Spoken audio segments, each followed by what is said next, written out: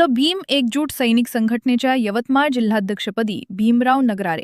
महाराष्ट्र ग्रामीण न्यूज /ता प्रति झरी जामणी.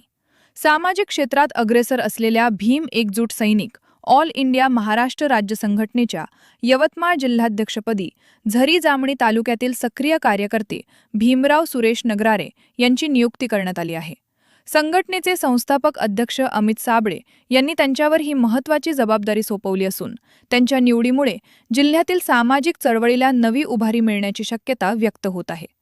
भीमराव नगराळे हे मूळचे झरी जामणी तालुक्यातील मुक्काम मांडवी येथील रहिवासी आहेत. गेल्या अनेक वर्षांपासून ते सामाजिक कार्यात सक्रिय असून सर्वसामान्यांचे प्रश्न सोडवण्यासाठी नेहमीच तत्पर असतात. त्यांच्या या कार्याची आणि निष्ठेची दखल घेऊन संघटनेने त्यांना जिल्हा स्तरावर नेतृत्व करण्याची संधी दिली आहे. विद्रोहाचा विस्फोट करणारा बंडखोर हे ब्रीदवाक्य असलेल्या या संघटनेच्या माध्यमातून भीमराव नगराळे आता जिल्हाभरात संघटनेचे जाळे विस्तारणार आहेत.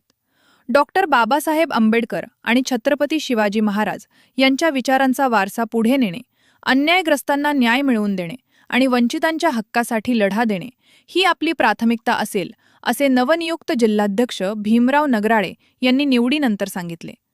भीमराव नगराळे यांची जिल्हाध्यक्षपदी नियुक्ती होताच झरी जामणी तालुक्यासह संपूर्ण यवतमाळ जिल्ह्यातून त्यांच्यावर अभिनंदनाचा वर्षाव होत आहे. विशेषतः ग्रामीण भागातील तरुण वर्गात उत्साहाचे वातावरण असून सामाजिक कार्यकर्त्यांनी त्यांच्या या निवडीचे स्वागत केले आहे.